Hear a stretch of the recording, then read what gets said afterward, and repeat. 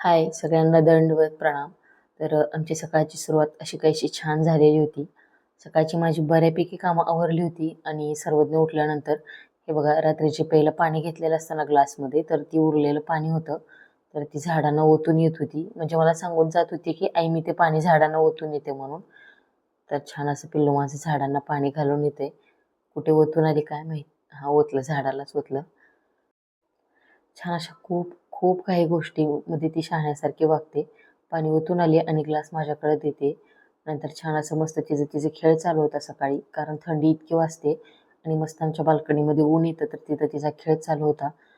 अं, त्याच्यानंतर मग मी सुद्धा सकाळी सकाळी झाडांना पाणी घालून घेतलं, कारण डबे वगैरे सगळ्यांचे बनवून झाले होते. आणि म्हटलं आता हे कपडे खूपच मध्ये मध्ये येत आहेत, हे सुद्धा काढून घेऊयात. कालच्या वाळलेले सगळे कपडे होते, सगळे कपडे काढून एका चेअरवरती टाकून ठेवले.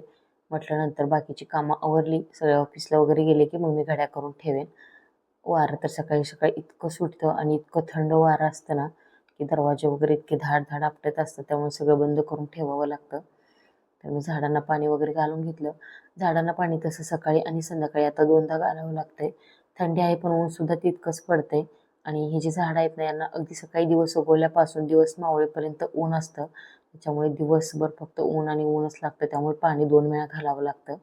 आणि घरात तर इतकी धूळ येते ना, काय विचारू नका. हे बघा, जर कोणी पुण्यामध्ये नऱ्यामध्ये राहत असेल ना, तर त्यांना माहिती आहे नऱ्यामध्ये किती धूळ येते. जे दिवसातून 2 किंवा 3 वेळा जरी झाडलं ना, तरी इतका धुराळा घरामध्ये येतोय, दरवाजे खिडक्या बंद असून सुद्धा. त्याच्यानंतर जे काही सगळे कपडे वगैरे होते, म्हटलं नको बाहेर धूळ बसण्यापेक्षा आपलं घरात आणून ठेवावे. आणि वेळसुद्धा होता आणि माझी चिमणी जी आहे ना, ती मला प्रत्येक कामामध्ये अशी छान मदत करत असते. जसं की कपडे वाळलेले काढून आणणं, झाडांना पाणी घालणं किंवा जर मी झाडून काढत असली तर लगेच सुपली वगैरे आणून देणं, ह्या सगळ्या छोट्या छोट्या गोष्टी ती करत असते. म्हटलं आता आणून टाकली तर पटकन घड्यासुद्धा करून घेऊयात. मग मी लगेचच कपडेसुद्धा घड्या करायला घेतले. पटपट पटपट सगळ्यांचे कपडे घड्या केले. म्हणजे हे कपडे जरी मशीन धुत असली तरी सगळे कपडे गोळा करून मशीनला लावणं, परत त्याच्यानंतर मशीनमधनं काढणं, वाळत घालणं आणि वाळलेले कपडे परत सगळ्यांचे घड्या करून कपाटात ठेवणं, ही काही सोपी गोष्ट नाही, खरंच मोठा टास्क आहे. आणि असं वाटतं की सगळ्यांना हिला काय बाबा ही मशीनला कपडे धुते, पण ॲक्च्युली तसं नसतं. हाताने धुवायची ती फक्त मशीन धुते, पण बाकी सगळ्या गोष्टी तर आपल्यालाच कराव्या लागतात. आणि इतके कपडे पडतात, शिवण्याचे आणि सर्वज्ञाचे जास्त असतात. आणि परत अजून म्हणजे जे बाकीचे माणसं आहेत किंवा जे फॅमिली मेंबर राहतात, ते सगळे कपडे परत विस्कटले जातात. त्याच्यानंतर सगळे कपडे मी घरात कपाटात घड्या वगैरे करून ठेवले, तरी इस्त्रीला द्यायचे कपडे होते. लक्षात आले तोपर्यंत पिशवीत भरून ठेवते, म्हणजे बाहेर जाताना लगेच नेता येतील. 15 दिवसातून एकदा मी आमच्या बाबांचे सगळे कपडे इस्त्रीला देते. 15 दिवसातून एकदा करून आणले की 15 दिवस ऑफिसचं परत टेन्शन राहत नाही इस्त्रीच्या कपड्यांचं. अगोदर मी घरीच करायचे, पण आता काय होतं मला पण वेळ मिळत नाही आणि सर्वज्ञ लहान आहे त्यामुळे भीतीसुद्धा वाटते. म्हणून आता मी कपडेसुद्धा बाहेर इस्त्रीला देते. आता इथे जे सॉक्स आहेत ना, तर ते आपण ठेवतो कपाटामध्ये. एक इकडं पडलेला असतो आणि सकाळी इतकी घाई असते आणि तो अजिबात सापडत नाहीत. एक ह्याचा सापडतो तर एक त्याचा सापडतो. म्हणजे त्याची जी जोडी असते ना, ते अजिबात सापडत नाही. त्याच्यासाठी तुम्हाला मी इथे ट्रिक सांगते सॉक्स कसे ठेवायचे. सॉक्स असे छान एकावर एक ठेवायचे, रोल करून घ्यायचा आणि जो खालच्या बाजूचा सॉक्स असतो ना, त्याची टोपी केल्यासारखी त्याला परत फिरवून अडकवायची.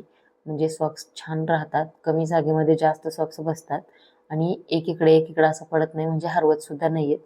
पटकन उचललं की लगेचच सापडतात सुद्धा. हे बघा असं व्हिडिओमध्ये दाखवते. अशा पद्धतीने सॉक्स जर तुम्ही फोल्ड करून ठेवले तर अजिबात गोंधळ होत नाही, पसारा होत नाही आणि सॉक्ससुद्धा लगेच सापडतात. तर मी सगळे सॉक्स नेहमी असेच ठेवते आणि जिथं सॉक्स असतात त्याच्या शेजारी तिथं रुमालसुद्धा ठेवते. त्याच्यानंतर शिवण्याची स्कूल आज लवकर सुटणार होती, म्हणून शिवण्याला घ्यायला निघालो होतो. कारण त्यांची ना आता गॅदरिंगची प्रॅक्टिस चालू आहे आणि त्यामुळे जास्त काही शिकवत वगैरे नाहीत, लेक्चर नाही होत, फक्त सरावच चालू असतो. मग तिची शाळेची फी भरायची होती आणि माझ्या मोबाईलला थोडासा ट्रान्झॅक्शनचा प्रॉब्लेम झाला आहे, म्हणून कॅश काढली आणि मग आम्ही निघालो स्कूलमध्ये. म्हटलं आज कॅशमध्येच फी भरून द्यावी. आणि जी शिवण्याची स्कूलची फी आहे तर ते आम्ही टप्प्याटप्प्याने भरतो, वन टाईम नाही पे करत. स्कूलमध्ये गेले आणि शिवण्याला घेतलं, तिची फी वगैरे सुद्धा भरली आणि गॅदरिंगच्या संदर्भात मला थोडंसं टीचरांशी बोलायचं होतं, तिथं सुद्धा मी बोलले आणि मग नंतर निघालो. आज दादा घरी होता म्हणून दादाला घेऊन आले होते स्कूलला येताना. नंतर इस्त्रीचे कपडे आणले होते, ते सुद्धा इस्त्रीला टाकले. आम्ही 5-6 वर्षापासून याच दुकानामध्ये इस्त्रीला कपडे टाकतो आणि खरंच आहे दादा खूप छान कपडे इस्त्री करून देतात अगदी तुमचे कपडे 2-2, 3-3 महिने जरी राहिले ना तरी अजिबात घाण होत नाहीयेत.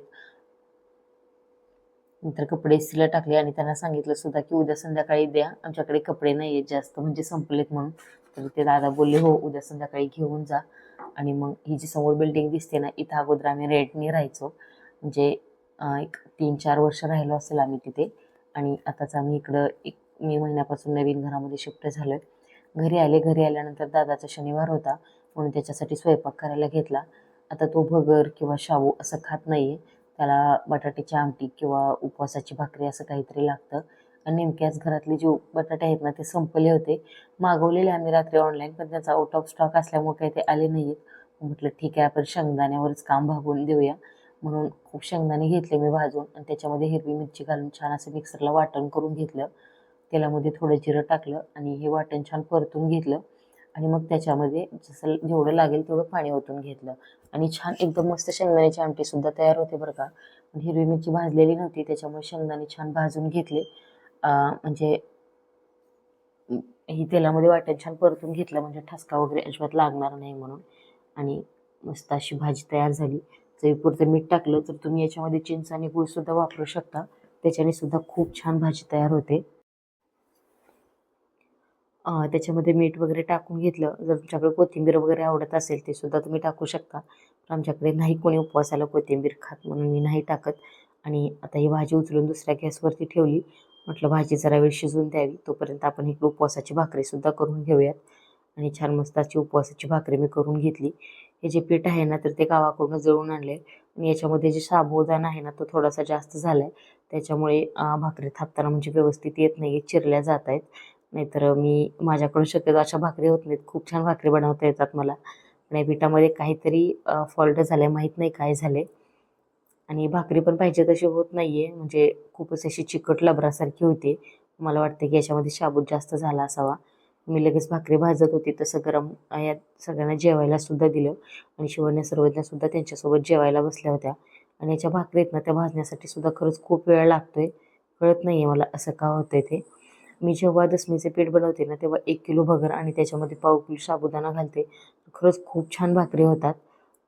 मग म्हणलं आता गरम गरम खाऊन घेतील कारण त्या दोघांना जायचं होतं बाहेर. त्यांचं काहीतरी काम होतं. म्हटलं जेवण करून घराच्या बाहेर जा म्हणजे टेन्शन राहणार नाही जरी घरी यायला वेळ लागला तरीसुद्धा. आणि ह्या दोघीसुद्धा त्यांच्यासोबत जेवायला बसल्या होत्या. त्यांचं मस्त जेवण चालू होतं आणि मी इकडं गरम गरम भाकरी भाजून देत होते. माझा सकाळचा स्वयंपाक झाला होता पण याच्या उपवासासाठी मला परत नंतर एकदा स्वयंपाक करावा लागला. छान यांचं जेवण वगैरे झालं. हे दोघं घराबाहेर पडले आणि मग मी माझ्या कामाला लागले परत. मुलीसुद्धा खाल्ल्यामुळे छान खेळत होत्या दोघी शिवण्या सर्वज्ञा. म्हटलं आता उद्याच्याला नाश्त्यासाठी असो किंवा म्हणजे रविवार आहे शनिवार आहे तर त्याच्यासाठी नाश्त्यासाठी वेगळं काहीतरी असतं आमच्याकडे म्हणून म्हटलं मटकी भिजवून ठेवावी. कारण कसं असतं शनिवार रविवारचा जो नाश्ता असतो ना तो आमच्या बाबांना विचारून करते मी. त्यांना विचारते की बाबा तुम्हाला काय हवं आहे म्हणजे ते जर त्यांना काय खायचं आहे तेच मी बनवत असते. मग ते किती का वेगळं असताना किंवा काही का असताना. म्हणून मटकी वगैरे माझी विकेंडला भिजवलेली असते कारण अचानक जर मिसळचा प्लॅन ठरला तर बऱ्यापैकी गोष्टी आपल्या घरच्या असाव्या म्हणून. नंतर दूध वगैरे तापायला ठेवलं आणि ह्या माझ्या चिमण्या अशा छान मस्त बिस्किटं खेळत होत्या. आता शिवण्या माझी मोठी म्हणजे फार अशी मोठी नाही आहे 5.5 वर्षाची आहे. पण ती सर्वज्ञाला इतक्या छान पद्धतीने सांभाळते ना म्हणजे तुम्हाला वाटेल की बाबा नाही उगाच काहीतरी मुलींचं कौतुक सांगते पण तसं अजिबात नाही. तशा आहेतच ह्या. तर हे बघा तुम्ही प्रत्यक्षातच बघू शकता व्हिडिओमध्ये. इव्हन तिची शी सूत काढणं किंवा तिला खाऊ घालणं म्हणजे तिला लक्ष देणं. तिनं सू वगैरे केली तर तिची पॅन्ट बदलणं ह्या सगळ्या गोष्टी ती करत असते. आणि सर्वज्ञसुद्धा खूप ऐकते तिचं. दीदी दीदी करून तिच्याच मागं असते. शिवण एकदा स्कूलमधून आली की मग सर्वज्ञाचं काही टेन्शन राहत नाही. घरात पसारा करतात पण छान खेळतात दोघीजण. आणि शिवण्या छान लक्ष देते. आता दुपारची वेळ होती. सर्वज्ञसुद्धा त्यांना झोपवलं होतं आणि झोपेतून उठलेली. तर म्हटलं आता त्यांच्यासाठी काय खायला करू तर मस्त असा लच्छा पराठा बनवला होता छान तूप लावून. आता याची जी रेसिपी आहे ना तर ती पुढच्या व्हिडिओमध्ये मी कधीतरी तुमच्यासोबत नक्की शेअर करेन. फार काय अशी अवघड वगैरे नाही आहे पण आता जर खूप शेअर करत बसलं तर व्हिडिओ मोठा होतो आहे. आणि मी नेक्स्ट व्हिडिओमध्ये रेसिपी तुमच्यासोबत नक्की शेअर करेन. मस्त असा लच्छा पराठा तयार झाला. आणि मुलींसाठी जेव्हा असं वेगळं काहीतरी बनवते ना तर छान मी तूप लावून बनवते म्हणजे मऊसुद्धा होतं आणि हेल्दीसुद्धा होतं. तर हा गव्हाच्या पिठाचाच आहे म्हणजे कणिक फ्रीजमध्ये मी ठेवते त्यांना असं काही खायचं असेल तर. शिवण्या सकाळी सांगते की आई दुपारी मला हे पाहिजे. त्याची तयारी आपण अगोदरच करून ठेवायची. त्याला छान मस्त असा धुपटून घेतला. त्याच्यामध्ये भरपूर कोथिंबीर, तीळ वगैरे वापरले, त्यामुळे खरंच खूप खमंग तयार होतो. आता शिवण्य ती पण खात होती आणि सर्वज्ञाला सुद्धा चारत होती. म्हणजे ती तिला सर्वज्ञाला जरी खायचं नसलं तर ती कसं तरी नादी लावून खेळत वगैरे तिला चारत असते. आता नंतर मी काहीतरी काम करत होते तोपर्यंत मशीन झालेली. तर या माझ्या चिमण्या बघा कपडे वाळत घालत होत्या आईला मदत करायला. एक जण देत होती आणि एक जण वरती चढून घालत होती. म्हणजे इतक्या गुणाच्या आहेत. तर हे बघा असे कपडे छान त्याने ग्रिलवरती वाळत घातली होती. म्हणजे या गोष्टी यांना मी अजिबात सांगत नाही, त्याच माझं बघून शिकतायत. त्यांना म्हटलं ना करू नको तर मग त्यांना रडायला येतं की आई काम करू देत नाही म्हणून. कशा वाळत घालतायत बघा दोघीजण आणि सर्वज्ञ सुद्धा सेम तसं करते तिचं बघून. नंतर संध्याकाळच्या वेळी यांना झोका खेळायचा होता म्हणून खाली खेळायला घेऊन गेले पार्किंगला.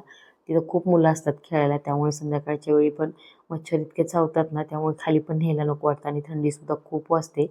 कधीतरी घेऊन जाते मी, दररोज मला पण नाही जमत, घरातच खेळतात त्या. शिवण्या सायकल खेळते आणि सर्वज्ञाला बॅट बॉल असं काहीतरी घेऊन देते.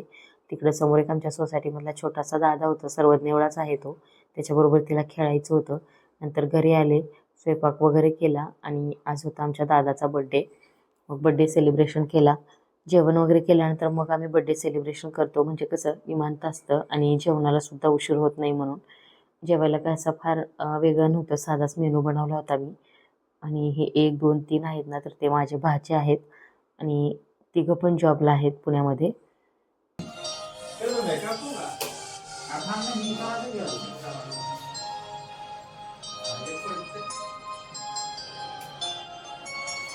Happy birthday to you.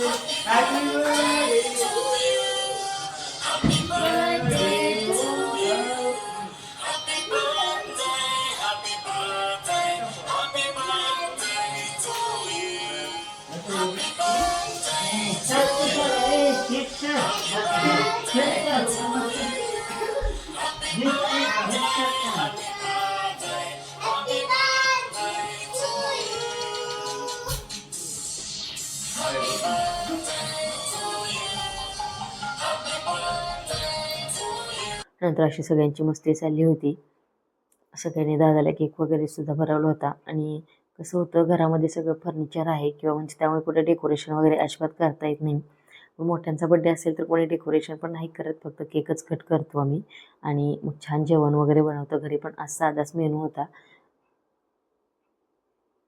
बाहेर जेवायला जायचं असं काही प्लॅन वगैरे नाही, बघू नंतर 1-2 दिवसांनी कधीतरी करू म्हणून आम्ही ते पोस्टपोन केलं. छान मस्त सगळ्यांचे फोटो वगैरे सुद्धा काढून झाले आणि अशी सगळ्यांची काही मस्ती चालू होती. आणि शिवण्याला आमच्या एवढंच असतं की त्या केकवर जे नाव लिहिलेलं बिस्किट असतं ना, फक्त ते खायचं असतं, बाकी केक वगैरे खाण्यात काही अजिबात इंटरेस्ट नाही आहे. आणि बघा आमची सर्वांना फोटो काढायला कशी पोज देते. फोटो इतका आवडतो ना काढायला की बस. मग आम्ही सगळ्यांनी छान छान फोटो वगैरे सुद्धा काढून घेतले. तर खूप कंटाळा आला होता म्हणून काही मी आवरलेलं वगैरे नव्हतं. म्हटलं असू दे ठीक आहे असंच. कारण दिवसभर इतकं काम असतं, 2 मुली आणि प्लस घरातलं काम, यूट्यूबचं काम, सगळ्या गोष्टींमुळे इतकी थकून जाते ना की मग संध्याकाळी तेवढी एनर्जी राहत नाही आहे माझ्यामध्ये. मग छान मस्त केक वगैरे कापून झाला, सगळ्यांनी केक खाल्ला आणि मग प्लॅन ठरला आईस्क्रीमचा.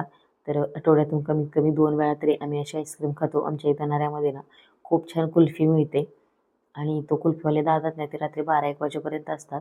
आणि हिला तर इतकी आईस्क्रीम आवडते ना, बस कशी खाते बघा. तिला अगोदर ना आम्ही छोटी आणायचो आईस्क्रीम, पण तिला कळायला लागले की मला लहान देतात आणि हे मोठी खातात, तर ती छोटी आईस्क्रीम घेत नव्हती, तिला पण अशीच मोठी पाहिजे असायची.